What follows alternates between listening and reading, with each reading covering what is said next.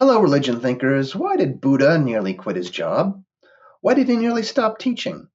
Jesus once prayed, "Let this cup pass from me," but he did his Father's will. Muhammad once dreaded that his revelations might be madness, but Hadijah believed him. So why did Buddha nearly resign from being the Buddha? If he had, we never would have known Buddhism nor its Four Noble Truths. To find out, let's rewind a little bit and set the stage for the time that Buddha almost said, "I quit." The historical person known as Buddha was named Siddhartha. He was a prince from the northern regions of India at the time and was destined to inherit a kingdom. Yet Siddhartha, when he came of age, saw four sights: an old man, a sick man, a dead man, and a Hindu ascetic, that is, a man seeking enlightenment. This made him rethink his princely wealth. How could he enjoy such lavish riches when he was destined to lose them all to old age, sickness, and death? Siddhartha was distressed at the problems of life and went out to seek enlightenment at the age of 29, leaving his wife and child behind. Finding various Hindu thinkers unable to help him with life's central questions, Siddhartha eventually fell in with a group of Hindu ascetics. These were men who tamed the senses and denied their appetites. Siddhartha even became a champion at self denial.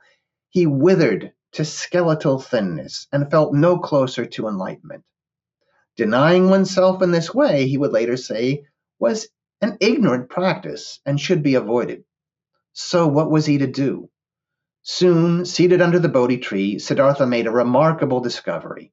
He uncovered the Four Noble Truths. These were: number one, all life is suffering.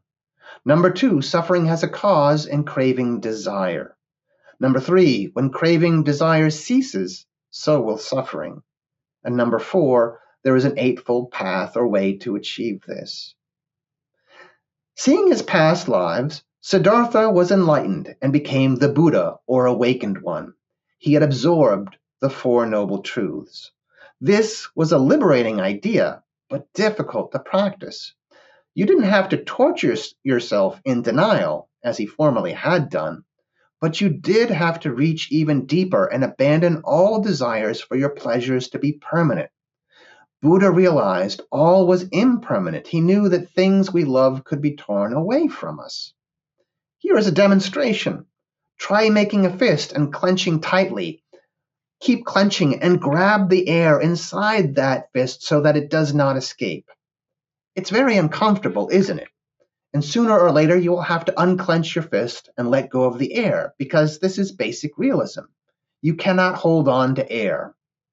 So, also according to the Buddha, you cannot pretend that the things around you are permanent, for nothing really is permanent. That's simple to say, but difficult to practice, isn't it? And that was Buddha's dilemma, and why he almost quit the Dharma, that is, his mission to teach the Four Noble Truths to the rest of the world. But if he had, we never would have known Buddhism, and the figure we know of as Buddha would have disappeared into history. Can you imagine teaching such a difficult message to the rest of the world? Do not crave and be prepared to give up everything.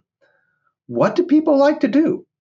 People like entertainment, whether it's mindless television or senseless visuals, action movies with often bad plot lines, or light comedy and roller coasters.